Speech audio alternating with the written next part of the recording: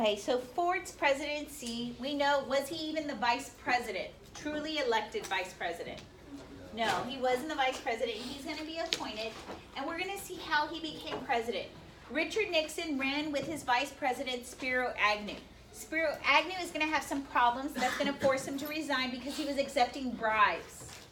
And he resigns, and what we're going to see by the 25th Amendment, the Senate gets to appoint someone to be vice president, and they will appoint Gerald Ford. Gerald Ford has been a seasoned person in the House, and we're going to see that when he resigns Nixon, this now makes Ford the first unelected president, along with the first other unelected vice president, Nelson Rockefeller. This is the first time in history that we have two people in office that were not elected in a presidential election. And so the pardon fallout is what's really going to make Ford's presidency sour. We're going to see he wanted to end the national nightmare. Was it really a national nightmare? It was a nightmare for who? Nixon. But you have to understand our economic problems at this time. What's up with inflation? High. What's up with unemployment? High. That's called stagflation. He says if everybody was focused on this, would anybody be focused on fixing the economy? He says our Senate would have to have the trial. Is that what's best interest for them to be focused on this trial, or focused to be on policy to help the economy? And so that's why he's going to say that he needs to heal the nation and create stability. And we're going to see after his pardoning of him, his approval rating will go down to 38%. And so this basically affects him winning when he runs in the next election.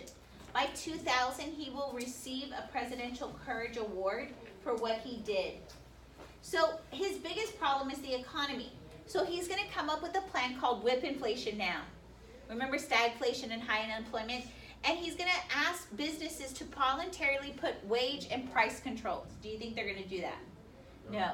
The other thing, he wants businesses, specifically the banks, to cut the high interest rates.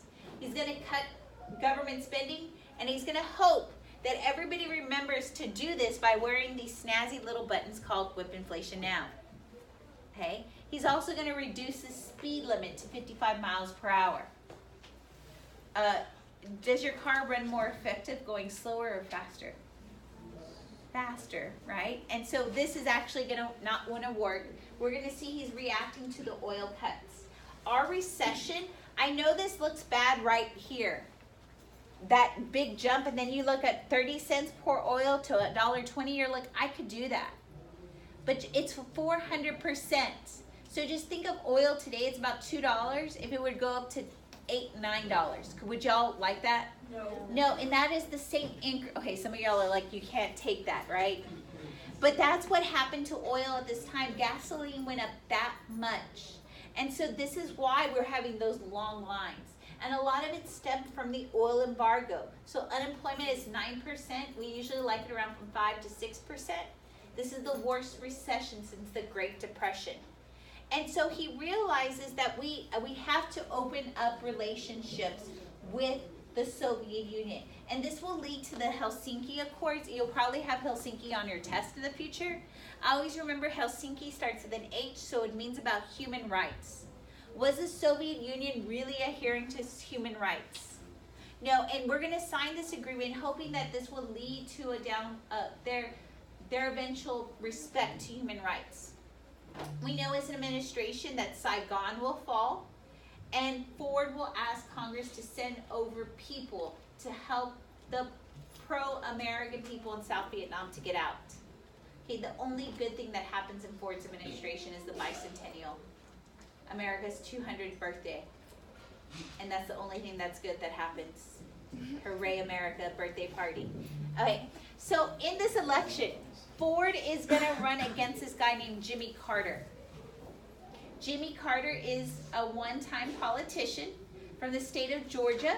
His family are peanut farmers, and he's a nuclear physicist. And many people look at him as a Washington outsider. That someone that has not been adorned by scandal, a good Christian boy too. So who do you think people are going to vote for? Ford, who's been tainted by the political scandal, or Jimmy Carter? People start, there's this funny portion where Carter starts to go out and campaign, and they come to his mom. And they asked if they knew, what does she think about her son running for the presidency? She's like, what, my son? She's like, he'll never win. But because of the political scandal, and Jimmy Carter will even make this statement, let's drain the swamp from political scandal. Have we heard that statement before? He doesn't win by much, but he does win. Here's the popular vote. It is very narrow, but he does win. Okay? And this will lead to the Carter administration, which I'm going to start next time.